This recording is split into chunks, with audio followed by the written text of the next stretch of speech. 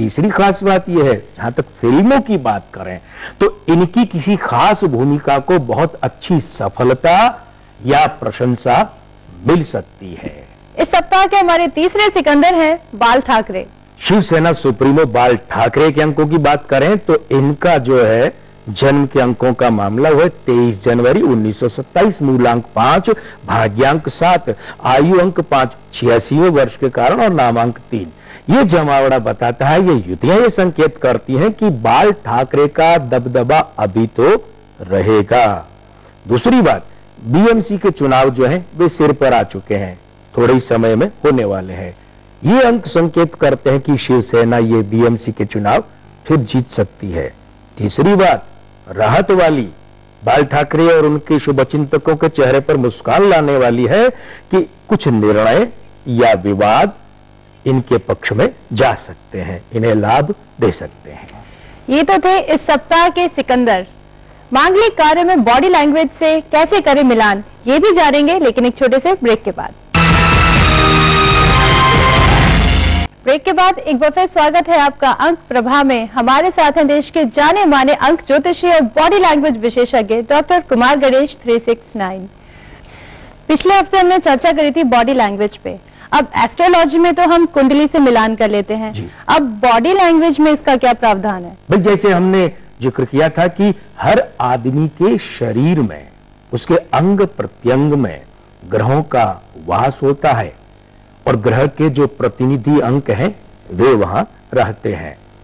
आदमी के शरीर में एक अपने आप में परिपूर्ण कुंडली होती है। बॉडी लैंग्वेज शब्द तो चूंकि जबान पर ज्यादा चढ़ा हुआ है इसीलिए, वरना इसके लिए जो हिंदी में शब्द काम में लिए जाते हैं उनमें प्रमुख शब्द है कायिक भाषा, काया की भाषा। और काया माने शरीर के अंग प्रत्यंगों से जो भाषा परिध्वनित होती है वो। अब ऐसे में क्या होता है कि मांगलिक कार्यों में सबसे बड़ी बात तो जो है वो है शादी के लिए मिलान की। तो हम इसी प्रसंग की बात करें। मान लीजिए कि जैसे एक लड़के की फोटो और एक लड़की की फोटो हमें उपलब्ध करवाई गई है। यहां जब हम फोटो की बात करें तो मात्र एक फोटो से काम नहीं चलता है। यहां पर जो है, जो लड़के और लड़की की मिलान की बात करनी होती है तो उनका हमें एक फोटो तो चाहिए कंधे तक का, सिर से कंधे तक। दूसरा फोटो हमें चाहिए सिर से लेकर के सीने तक का, जो प्राय पासपोर्ट साइज का फोटो होता है ना वो। तीसरा हमें चाहिए सिर से लेकर कमर तक का, जहां बेल्ट बांधते हैं वहां तक का। चौथा फोटो हमें चाहिए सिर से लेकर पांव तक, आपाद मस्तक, पूरे शरीर का। ये चारों फोटो चाहिए सामने से, एक फोटो चाहिए किनारे से, साइड से, और वो किसका? सिर से लेकर सिर्फ कंधे तक का, जिसमें एक आंख दिखाई देनी चाहिए, इतना साइड से। और इसमें भी खास बात यह है कि ये जो फोटो है, इनकी जो पृष्ठभूमि है, बैकग्राउंड है, वो काला या काले से मिलता जुलता बिल्कुल न हो। वो जो बैकग्राउंड है वो इन रंगों को छोड़कर हो। अब देखिए, जब इसके साथ में किसी जातक की, जिस लड़के या लड़की की बात कर अगर आवाज भी हमें मिल जाए सुनने को, तो हम उसका भी जीवंत विश्लेषण करके साथ में जोड़ते हैं। होता क्या है, जिस एक जातक, भले आप उसे लड़का माने लड़की, उसका अगर नाक जो है वो तीखा है, ध्यान दीजिएगा, सामुद्रिक शास्त्र के अंतर्गत का विश्लेषण नहीं है। अगर उसका नाक है, उसकी नोक तीखी और नथुने जो है वो पिचके हुए नहीं है, तो ऐसे व्यक्ति के लिए जब अनुकूल साथी की, जीवन साथी की खोज की जाए तो ध्यान ये देना होता है कि उसका भी जो नाक है, उसके नथुने जो है उतने पिचके हुए नहीं होने चाहिए, जिसे कि हम औसत से कम कहें। कारण क्या है? सीधी सी बात है भाई, नथुनों में शुक्र होता है और नाक की नोक में यहां पर सूर्य होता है, यानी अंक 1 नोक पर और नथुनों में अंक 6। अंक 1 और 6 का मिलान। साथ ही साथ में क्या होता है, सामने से जितने फोटो हैं उनमें 3 चीजें और देखी जाती है। एक तो देखा जाता है आंखों के ठीक नीचे के ये जो हिस्से हैं, यहां से ये गालों का क्षेत्र, ये शुद्ध रूप से शुक्र का है, अंक 6 का है। ये मिलान किया जाता है। उसके बाद में मिलान किया जाता है, वो होता है कंधों का परिपार्श्व का क्षेत्र। एक कंधे से दूसरे कंधे के बीच का। यहां पर भी जो अंक 6 यानी शुक्र की जो मौजूदगी उसका मिलान किया जाता है। और तीसरा ये होता है कि पूरा जो फोटो होता है उस पूरे फोटो में ये देखना पड़ता है कि इस आदमी का जो शरीर है वो सिर से लेकर कमर तक का हिस्सा लंबा है या कमर से लेकर पांव तक का हिस्सा लंबा है।